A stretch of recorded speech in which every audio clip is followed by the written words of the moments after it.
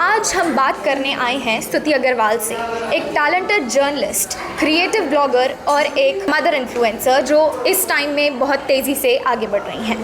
आज हम उनकी इंस्पायरिंग जर्नी के बारे में उनसे बात करेंगे और समझेंगे कि वो मदरहुड और करियर को इतना ब्यूटीफुली कैसे बैलेंस करती हैं।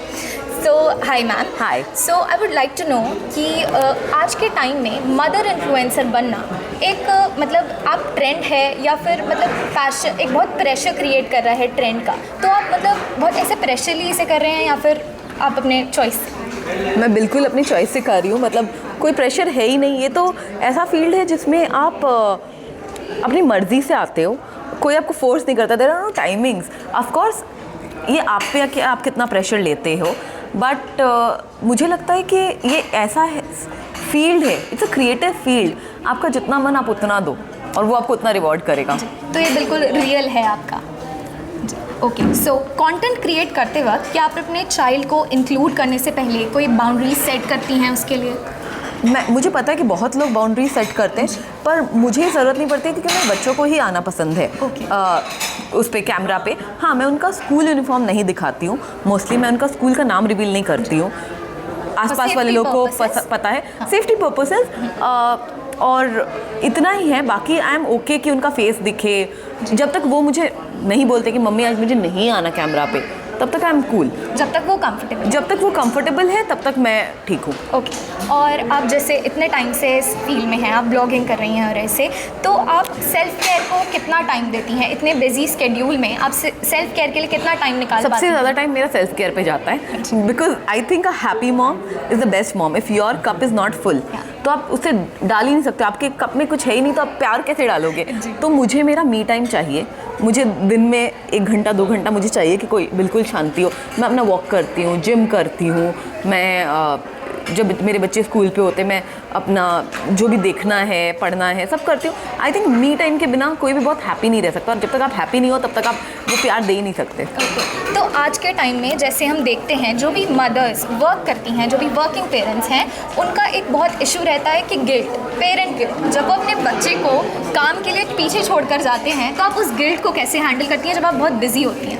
तो गिल्ट ना is a part of parenthood. मतलब वो सब माओं के पास है जो नहीं काम करी, उनका गिल्ट है कि मैं काम नहीं कर रही, मैं अपने बच्चे को अच्छी लाइफ नहीं दे रही हूँ, या फिर वो एक्सपीरियंसेस नहीं दे रही हूँ, या फिर मैं आदर्श माँ नहीं बन रही हूँ। जो बहुत बिजी है अपने कॉर्पोरेट करियर में, उनको लगता है कि मुझे गिल्ट है कि मैं अपने बच्चे को टाइम नहीं दे रही हूँ। तो ये गिल्ट तो हमेशा ही रहेगा। आप उसको कैसे बैलेंस करो वो इम्पॉर्टेंट है। इसलिए बोलते हैं एक गांव चाहिए एक बच्चे को पालने के लिए, अकेले आप नहीं कर सकते हो। तो मैं आज यहाँ पे हूँ तो मेरे घर पे मेरे हस्बैंड, मेरी मम्मी, मेरी हेल्प जो है सब है बच्चों का केयर करने के लिए। वो और मैं यहाँ से पूरा माइक्रो मैनेज कर रही हूँ। जब मैं फ्लाइट में भी थी, मैं अपने हस्बैंड को इंस्ट्रक्शंस दे रही थी कि आज ये करवा देना, उनको इसके लिए प्रिपेयर कर दो, वो कर दो। मैं जब तक अपना पार्ट कर रही हूँ मुझे लगता है सब ठीक है। मेरे बच्चे अब 8 साल और 6 साल के हैं। मैं वो फेज से उभर आ चुकी हूँ जहाँ पे मुझे बहुत गिल्ट होता था। अब मुझे लगता है अब बैलेंस इज़ वेरी इंपॉर्टेंट है। मेरे बच्चे भी बहुत इंडिपेंडेंट हो गए, वो समझते हैं। तो it's about balance and it's about creating that community कि आपको वो आज मेरी मम्मी मेरे बच्चों के साथ उतनी अच्छी रहेगी जितना मैं हूँ, तो मुझे वो प्रॉब्लम नहीं है। तो कुछ भी 2 टिप्स जो आप नई मदर्स को देना चाहेंगी कि वो वर्क लाइफ में जाना चाहती हैं वापस आफ्टर हैविंग अ बेबी, तो आप वो टिप्स क्या देंगे? पहला तो हेल्प लीजिए। ये मत बोलिए कि मुझे हेल्प नहीं चाहिए, मैं सब कुछ खुद ही करूँगी, मैं खाना भी बना के जाऊँगी, मैं बच्चे का भी देखूँगी, मैं सब कुछ। आप नहीं कर सकते हो, आप कभी वैसे खुश नहीं रह सकते हो। हेल्प लो। अगर आप बाहर काम करने जा रहे हो एंड अगर आप पैसा कमा रहे हो एंड सब कुछ, तो एक हेल्प रख लो। अगर हो सके दादा दादी से हेल्प लो, नहीं तो अपने हस्बैंड से हेल्प लो। ऐसा नहीं होना चाहिए कि मतलब आप भी ऑफिस से आके सब करें और हस्बैंड नहीं करें। हेल्प लो तो आप खुश रहोगे। तो बहुत अच्छा आंसर था आपका। और मैं जानना चाहूँगी कि कभी ऐसा हुआ है कि मदरहुड की वजह से कभी आपने अपनी लाइफ की बहुत बिग अपॉर्चुनिटी, बहुत कोई बड़ा इवेंट मिस किया हो और फिर उसका गिल्ट हुआ हो? आई थिंक मुझे अपॉर्चुनिटीज़ और इवेंट्स मिलती ही है क्योंकि मैं मदर हूँ, वो मिस नहीं होती है। और जैसे मैंने बोला मेरे पास हेल्प्स मतलब मेरे हस्बैंड, मेरी मम्मी, मेरे जो अदर हाउस हेल्प्स है, तो मैं वो कभी मिस नहीं होने देते हैं मेरा कुछ। तो इसीलिए मैं बता रही हूँ कि हेल्प भी बहुत इंपॉर्टेंट है, डेलीगेट करना भी बहुत इंपॉर्टेंट है। और मुझे आज मैं जो भी हूँ एज अ ब्लॉगर क्रिएटर, मैं इसलिए हूँ क्योंकि मैं मदर हूँ। अगर मैं मदर नहीं होती तो ये करियर ही नहीं होती मेरे पास। तो मदरहुड मेरे लिए फुल स्टॉप नहीं है, एक न्यू बिगिनिंग है। Thank you ma'am, very beautiful. और मेरा क्वेश्चन है कि जो भी ऑडियंस से, जो आपकी ऑडियंस है as a blogger, mother blogger, आप उन लोगों को अपने से कनेक्टेड कैसे रखती हैं इस टाइम में कि जितनी जल्दी जल्दी हमारा एरा है कि रील्स 1 सेकंड का वो होता है, तो आप कनेक्टेड कैसे रखती हैं अपने audience को? मैं उनसे रियल लाइफ शेयर करती हूँ अपने स्टोरीज़ पे। अगर बच्चे को लग गई, बच्चा रो रहा है, बच्चे मेरे साथ कुछ हुआ है, अच्छा हुआ है, बुरा हुआ है, मैं अपने स्टोरीज़ में सब कुछ बताते रहती हूँ, जिससे कि उनको भी मैं वो पॉलिश्ड पिक्चर नहीं देती कि सब बढ़िया है, मैं तो ऐसी ही दिखती हूँ, ऐसा नहीं। मैं घर में जब काम कर रही हूँ, किचन में पूरा मैसी है, आई विल शो दैट कि भाई मैं ऐसी भी हूँ, मैं ऐसी भी हूँ, तो आप दोनों कर सकते हो।